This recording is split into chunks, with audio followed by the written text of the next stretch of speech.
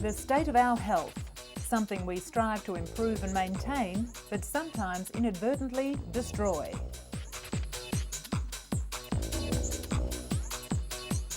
Universally, it's vitally important. The Germans have a universal word for it. Gesundheit. Coming up in today's edition, we see what life's like for the first generation of teens born with HIV through the eyes of one brave young man. And while the antiretroviral drugs are improving, people's prejudices have hardly changed at all. Since 57 BC, the ginseng root has been cultivated for its medicinal properties. It's thought to improve circulation, heal respiratory diseases, and boost vitality. Now, researchers at Seoul National University claim the root may even suppress cancer. In Russia, a summer camp has been turned into a center for the treatment of children with mental and physical disabilities. The camp, funded and run by a Moscow medical charity, uses animals in its unique rehabilitation program. And seeing the plaque that envelops the mind of Alzheimer's sufferers, a major breakthrough in diagnosing this ravaging illness. Patients are injected with a new chemical that seeks out the abnormal deposits in the brain.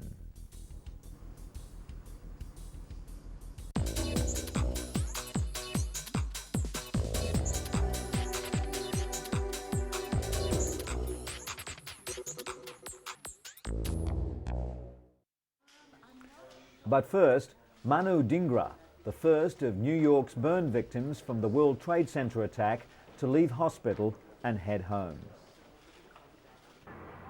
With adrenaline spurring him on, Manu managed to walk down 83 flights. He couldn't walk again for several weeks. His long road to recovery began at Cornell Hospital, where he was treated for second and third degree burns to 35% of his body. The first thing doctors had to do was resuscitate him from shock. Next, he was given 40 litres of fluid, and only then could they treat his pain. Manu's face had swollen to twice its normal size. But despite the many agonizing months he's had to endure, the horrific burns have not beaten his spirit. Bill Smith suffered for years with a chronic leg ulcer due to a faulty vein. Like millions of other sufferers, he underwent painful cleanings and couldn't even do simple things with his family. Dermatologist Vincent Falanga uses a skin substitute called Apligraf to patch things up for patients like Bill. Made by Novartis, Apligraf is grown in a lab from discarded, sterilized foreskins. It's multi-layered and allows proper blood flow to grow in surrounding tissue. Incubated over 4 days, cells are fed nutrients until they multiply and all the skin layers are formed. It's then sent by overnight courier to doctors, packed in a nutrient-rich liquid. Doctors apply Apligraf directly to a wound and wrap the area with a compression bandage so that it will heal faster than conventional compression therapy alone. Apligraf is also being studied for use on other types of skin wounds, like those caused by diabetes, sickle cell anemia, or burns. And speaking of skin, workers at Genomics Collaborative Incorporated in Cambridge, Massachusetts, begin each day with a new delivery of blood and tissue samples. They never know how many they'll receive, but they must carefully process each sample immediately. Lab Director Janice Williamson knows firsthand how important biological specimens are to research. She once spent 2 years tracking down tissue samples for a single research project. The founders of GCI understood this and decided to do something about it. Just 3 years later, they have more than 500,000 samples in their collection. The samples are mainly from people with cancer, heart disease, and diabetes. Tissue is taken during surgeries to either remove a tumor or, in the case of heart disease, during bypass procedures. GCI has already begun using their own samples of DNA to search for genetic clues for common diseases. With hundreds of samples on each chip, they're helping others as well as themselves fund and potentially find future cures. And for the past 4 years, Diana Campuzano has been on the painful road to recovery. She was badly injured during a 1997 Jerusalem suicide bombing. She's seen here being treated moments after the bomb ripped open her face. We're so used to scenes like these that we rarely comprehend the scale of the trauma that victims must cope with after the attack. It's taken 8 painful surgeries to reconstruct bones, put pins in her skull, fix shattered eardrums, remove scar tissue, and even tattoo eyebrows back onto her face. Today, surgeons are trying to reduce scarring on Diana's forehead. There are some things that can't be fixed.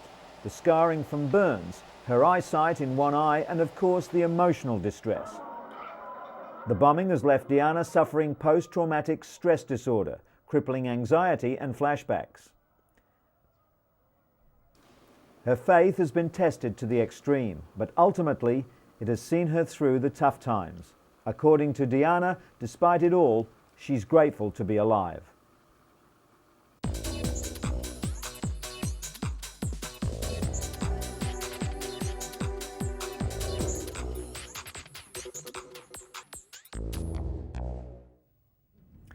An important win for AIDS activists and paediatricians in South Africa. The High Court of Pretoria ruled that the government must provide the AIDS drug nevirapine to expectant mothers infected with HIV. Nevirapine can reduce HIV transmission from mother to child by up to 50%. South Africa's biggest activist group, Treatment Action Campaign, launched the suit after the South African government refused to administer the drug to pregnant women in public hospitals and clinics. Before the ruling, German drug company Boehringer Ingelheim, which makes nevirapine, offered it for free to developing countries for 5 years, but South Africa has not responded to the offer. The decision requires President Mbeki's government to formulate a plan for dispensing the drug, but the government argues that even if given nevirapine, women will still transmit HIV to their children through breast milk. As many as 70,000 children are born HIV positive here each year. As HIV continues to spread across the globe, the cost of treating the deadly virus is becoming more prohibitive. The drug cocktail costs each patient $15,000 a year, more than the average person's wages in many developing countries. But US scientists report that it may be possible to cut a patient's dosage in half, reducing side effects and cutting costs. Researchers at the National Institutes of Health in Bethesda, Maryland, took a group of 10 patients and put them on intermittent treatment, 7 days on drug therapy and 7 days off for 68 weeks. They monitored the patient's viral load, or the level of HIV in the patient's blood after 7 days off the treatment, and found the results were almost identical to patients who received continuous therapy. Cutting back on highly active antiretroviral therapy, or HAART, can suppress the virus without creating resistant strains. Follow-up research will be conducted in the United States and Uganda in the hope that more drugs will be available to developing countries. The cost reduction could also prove critical in places like Africa, where more than 28 million people live with the virus.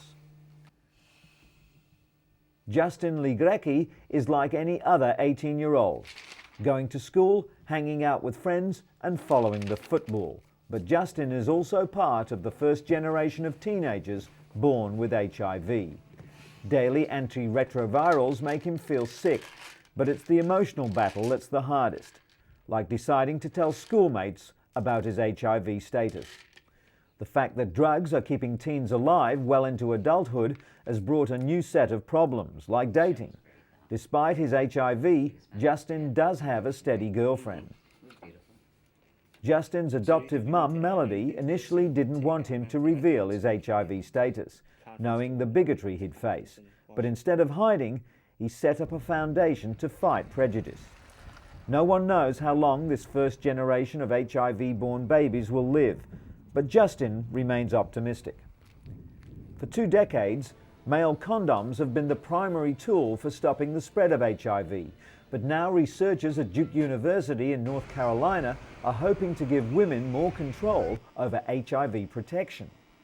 While much attention is focused on time-consuming and expensive research, Dr. David Katz is leading research on a relatively simpler topical compound. It would kill the HIV virus on contact using microbicedes, or what some would call magic bullets. Women whose cultures allow them little reproductive control would benefit most from the compound. Bioengineers want to develop a product that prevents infection but not pregnancy, for fertility and religious reasons. It's also difficult to design a compound that works on all women all over the world. While research is still in early stages, Dr. Katz anticipates developing an HIV-killing cream, gel or foam that would one day be available over the counter.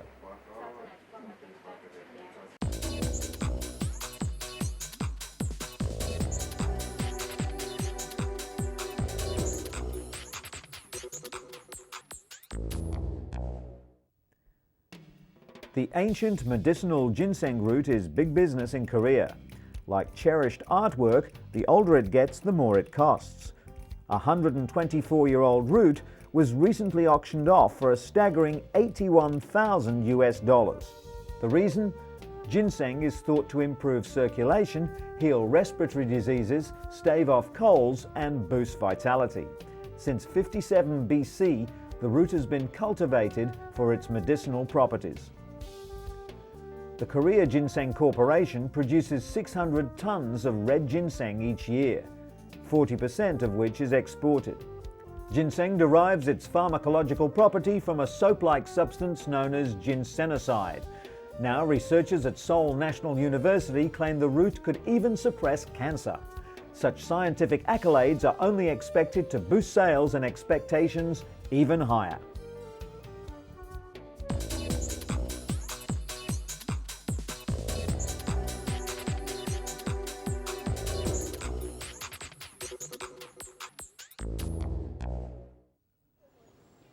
The Balabanovo summer camp, 100 kilometers west from Moscow, looks like thousands of other similar recreational sites where Russians with modest family incomes choose to send their children for summer holidays. But in a certain way, Balabanovo camp is unique. The children who come to spend summer here are afflicted with various physical and mental disabilities such as cerebral palsy, autism, birth defects, and mental disabilities. The camp is the summer base for a rehabilitation program called The Sunny World, developed by a group of Russian therapists and psychologists. The program involves a set of activities aimed at restoring children's physical and mental abilities, with therapeutic horse riding being the major element. Therapeutic riding is the combination of physical therapy and equestrian techniques designed to build strength, coordination, and most importantly, self-esteem. The disabled children come to the camp with their families. Creating a familiar, friendly environment is one of the major elements of the program. The disabled kids interact with other children, with parents and instructors. They feel safe and happy and are willing to develop new skills and abilities. Katya, one of the children at the camp, developed cerebral palsy after a near-drowning accident when she was just over a year old. Soon, it became clear that she wouldn't be able to walk or talk, and her condition worsened. Her parents tried various medical options and treatments, but none had any effect. But now, at the age of 14, just 2 years after joining the program, Katya's progress is evident. She can walk with some help. She tries talking and even started to learn a foreign language. Anton, her teacher, has been wheelchair-bound all his life. Until joining the Sunny World program, he saw no light at the end of the tunnel and was suffering from severe bouts of depression. Now he's about to become a professional English teacher. Horse riding and animal therapy are not new. Similar methods have been applied in countries with well-established facilities for the disabled. But in Russia, centers like the Sunny World may be the only hope for people with disabilities. About 200 children are currently attending the rehabilitation program. Despite the fact that summer camp forms an essential part of the program, only half of the children will make it to Balabanovo this year.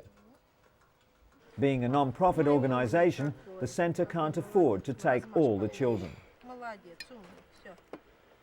In Russia, the disabled are still among the most deprived groups in society. They struggle to survive on minimal state social security, while the big cities rarely provide even the most basic facilities to care for their special needs. It's difficult to feel valued or appreciated in such a negative climate. Worst of all, parents live in fear that once they get too old or sick, their children will simply be institutionalized. That's why the program promotes maximum development, so these children can someday live independent lives.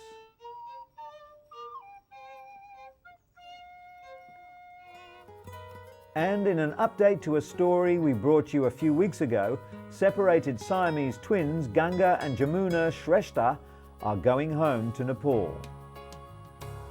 The rare babies underwent a 97-hour operation at Singapore General Hospital to separate their skulls. Jamuna, the stronger of the two, is learning to sit, while Ganga is gaining control of her head but has difficulty fixing her vision.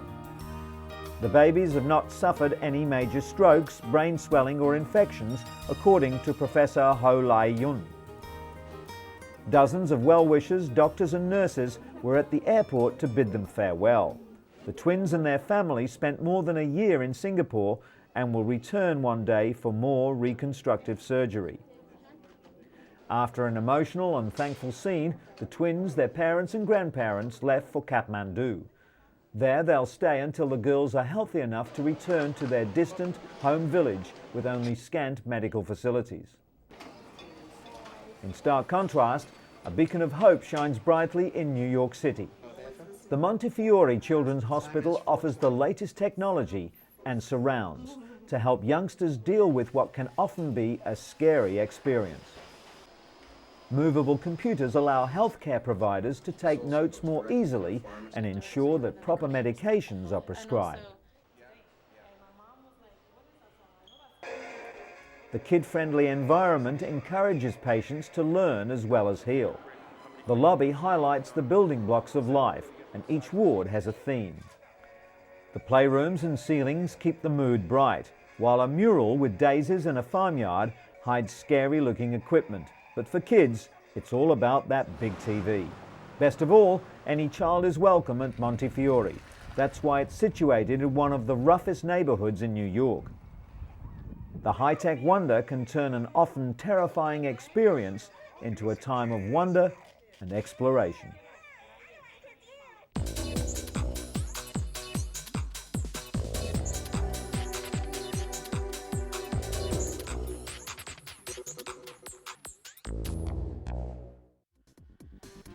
Robert Schmidt is one of an estimated 500,000 Americans suffering from the neurodegenerative disorder Parkinson's disease. Researchers say the disorder is caused by a combination of factors, both environmental and genetic. But new research in the latest issue of the Journal of the American Medical Association suggests a link between Parkinson's disease and another neurodegenerative disorder, Alzheimer's, via a protein called tau.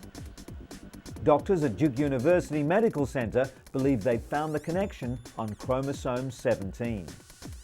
Unlike the abnormal deposits of tau found in the brains of Alzheimer's patients, Vance says there's no abnormal tau in Parkinson's patients. Instead, researchers are finding a rather common form of protein that increases the susceptibility of developing late-onset Parkinson's disease. Duke researchers have also discovered 5 new genes linked to Parkinson's disease and hope the latest discoveries will bring them one step closer to finding a cure for the debilitating disease. Scientists at the University of California have developed a new way to detect changes in the brain before symptoms of the devastating disease begin. They believe it will revolutionize the way Alzheimer's patients are treated. During testing, a patient is injected with a new chemical which seeks out abnormal deposits in the brain. The patient then enters a PET scanner which shows where the chemical has accumulated. The technique is still undergoing clinical trials, but the potential benefits for Alzheimer's sufferers are huge. Dementia-related diseases affect more than 30% of people over the age of 80. Doctors hope that this breakthrough will lead to new forms of treatment and potentially even a cure. And while we're on the subject of aging, could a simple pill help men go through the infamous midlife crisis? Some doctors now say the midlife change is caused by dropping levels of the male hormone testosterone. This would mean that men go through their own form of menopause, called andropause. Some doctors offer patients testosterone replacement therapy to fight the symptoms of andropause, such as mood swings and osteoporosis. However, other doctors, like psychiatrist Dr. Thomas Wise, say that andropause is not a biological stage of life like menopause, but rather a psychological phase. Testosterone levels drop in men starting as early as age 30, and by age 70 can be half the level found in young men. The testosterone drop is blamed for what was once thought of as normal aging: muscle weakness, sexual dysfunction, weight gain, fatigue, and even high cholesterol. Dr. Wise says that aging is a fact of life, one that may not be alleviated with a simple drug treatment. Rather, he prescribes regular checkups, a healthy diet, and exercise. Okay, good. They say it's never too late to learn a new trick. And Robert Van Cleve is living proof. At 77, he's become a bona fide surfer. Web surfer, that is. Research has shown that isolation and consequently depression are high factors in elderly mortality rates. Many nursing homes are broadening their patients' horizons by getting them online to research healthcare or chat with other internet junkies. Special keyboards are easy to read and easy to use, building confidence and alleviating fears. Robert researched angiograms before he underwent one. He also surfs the net to learn more about his medications. Doctors caution that not all of the 17,000 health websites are credible. There's little regulation on the industry, and some information may be downright dangerous. Everyone, no matter what age, should view online health information with a discerning eye and always check with their doctor. Today's seniors have seen a lot of change in their lifetimes, from radio to the internet. Going online is just the latest way they can stay engaged without leaving home.